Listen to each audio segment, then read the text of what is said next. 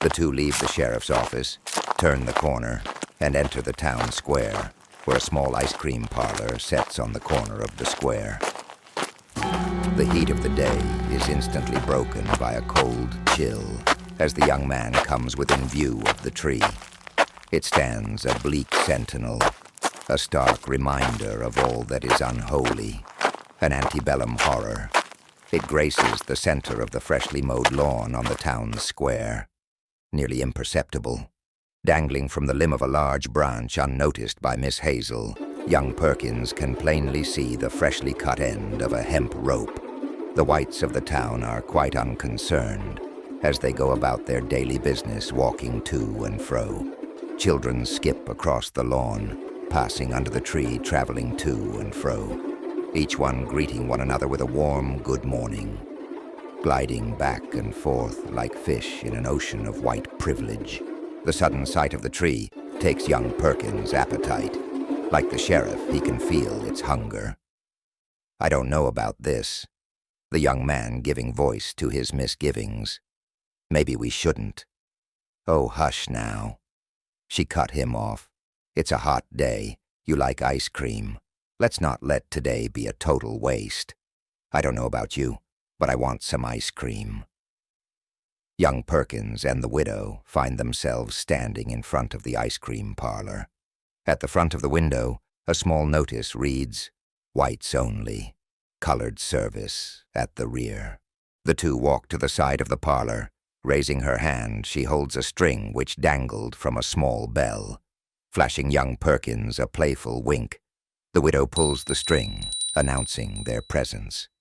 After a moment, an elderly white soda jerk appears at the small window. "What can I do for y'all?" he asks. "2 ice cream cones, if you please," says the widow cheerfully. "What flavor y'all want?" inquires the old man. Miss Hazel looks down at young Perkins. "What flavor would you like?" Young Perkins' mind is still fixed on the tree. It is still in his peripheral vision, calling to him, summoning him, hungering for his blood. "Oh, any flavor will do." Miss Hazel persists. "How about strawberry?" Young Perkins, "Yes, ma'am," not fully hearing her. He continues to stare at the tree. "I'll have vanilla." After a brief interlude, the elderly clerk appears at the small window with 2 ice cream cones, 1 strawberry, the other vanilla. "That'll be a dime," states the old man. "That's fine." The widow cheerfully agrees as she opens a small beaded hand purse. She then places a dime on the counter, whereupon the elderly man vanishes into the darkness of the cool ice cream parlor. Inside, other whites sit at the tables and counters. Some sip their root beer floats, others eat banana splits. All the while, Miss Hazel, fully enjoying herself, licks the tip of her frozen delight. Lovely lips part. Her tongue extends in an almost sensual manner as she calmly licks the cool, milky ice cream from the tip of the cone. In doing so, the lovely widow unconsciously emits an audible "mmm" as she savors the flavor. "How is your ice cream?" she asks young Perkins, who had yet to taste his. His mind, his every nerve on edge. His eyes remain fixed on the bleak, distorted, colorless tree, which seems to watch them. The insects that had become embedded in the sap-like resin of the tree gives every appearance of something grotesque. Wishing to exit the square as soon as possible, young Perkins takes a quick taste of the ice cream. "Yes, it's good, ma'am," replies the youth, who then takes Miss Hazel by the hand and leads her from the town square. Passing down the street, their every move is under constant observation by the various residents of the town. Each little shop displays a notice reading, "Whites only."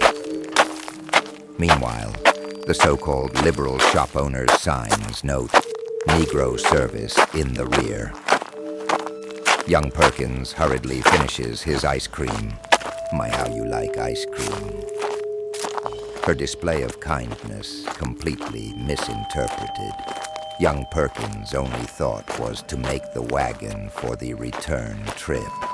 He had no wish to stay in Musky any longer than absolutely necessary. The widow Hazel continues slowly walking, enjoying the day, her mind still on the pastor's interaction with the sheriff. They soon near the pool hall where Jubal remains busily shining the shoes of yet another customer. "Mornin', Jubal," the young widow cheerfully announces. The poor broken man replies with a simple "morning," whereupon he continues at his work, shining the shoes of one of the young toughs. Outside the pool hall sets the patrol car where the deputy is involved in a conversation with two of the young ne'er-do-wells. The deputy casually reclines on the hood of the patrol car, his lustful eyes hungrily examining the young widow's frame as they pass by. Their conversation ceases as the two continue walking by. "Looky, looky, boys. Take a gander at that there negra gal."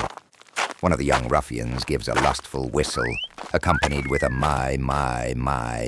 The young ruffians then begin speaking in lurid sexual terminology. Young Perkins firmly grips tightly to the young widow, who ignores the vulgar remarks. If I had a machine gun, the young man thinks to himself. He, imagining himself producing a Thompson submachine gun, at which the young thugs instantly cower in fear. "Take that," he declares, as he unleashes a torrent of rapid fire. Their bodies jerk and twitch, performing the dance of death, as a steady stream of hot lead rip into their flesh. Young Perkins and Miss Hazel remain silent as they make their way to the ice house, whereupon they find the wagon gone. It appears that Pastor Jackson, in his anger, had forgotten about young widow Hazel and himself. Whatever excuse the pastor gave Mr. Grimes was uncertain to the two. All that they knew is that they were alone on the outskirts of Musky and had a long, hot journey ahead of them. The young widow looks down at young Perkins and states her concerns. "You don't have to worry about Silas. I'm sure the word will get around."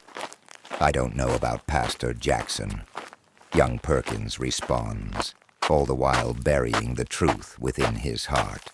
"I don't rightly know why he behaved that way." "Neither do I," agrees the young widow, as they exited the town limits, passing the cautionary sign of warning. Her ice cream cone finished. "My, that was refreshing," sighs the widow. "I think when I get home I'm going to take me a nice long bath. When I'm finished, you can take one too, little man," she says as she pinches his cheek. "There's nothing like a nice warm bath on a hot day. But I suspect you probably want to see your grandma. She hasn't seen you for quite a spell. I know you hate to go over there because of that there, Silas, but the choice is up to you. Maybe I'll invite them over for dinner. Don't forget tomorrow's Sunday. After church, we'll all have a nice dinner. How about that? Would you like that?" questions the young widow with a smile. "That'll be just fine," young Perkins replies. She then turns to the young man. Her tone changes to one of serious concern. "You really? Do you really think that Jonah is safe? Is he really in juvenile hall in the next county?" Young Perkins is taken aback by the widow's perceptive observation. "Well, Pastor Jackson would tell us if it was true or not. Wouldn't he?" Young Perkins innocently questioning, all the while impressed by her keen sensitivity. The two continue in idle banter. As they reach the crossroads, an automobile engine is heard. It is the sheriff's patrol car. The deputy behind the wheel is accompanied by three of the young thugs who had vented their vulgarities earlier in front of the pool hall. The automobile slowly shadows Miss Hazel and young Perkins. They look back instinctively. Their gaze is met by the eyes of the deputy and his cronies. Each face, bestial, ravenous, their hungry eyes revealing expressions of a loathsome, lurid, lascivious, depraved debauchery. Miss Hazel. The young man voices his uneasiness with mounting alarm. Just ignore them, little man, believe me. They ain't coming into Colored Town. Sure enough, the patrol car stops, makes a U-turn, and heads back in the direction of town. Turning to young Perkins, she gives him a confident smile. You don't have to worry about trash like that. They're all talk and no action. Cowards, every one of them. Nothing but cowards. I tell you what, I'll go on home and take my bath, and you go up to see your grandma. Tell them we already spoke to the pastor. He probably already told them that their boy is okay. Jonah's fine. Tell them what the pastor told us. Young Perkins stops and looks at the widow with concern, unsure whether or not to leave her alone in the road. Go ahead on, she reassures the young man. I'll be just fine.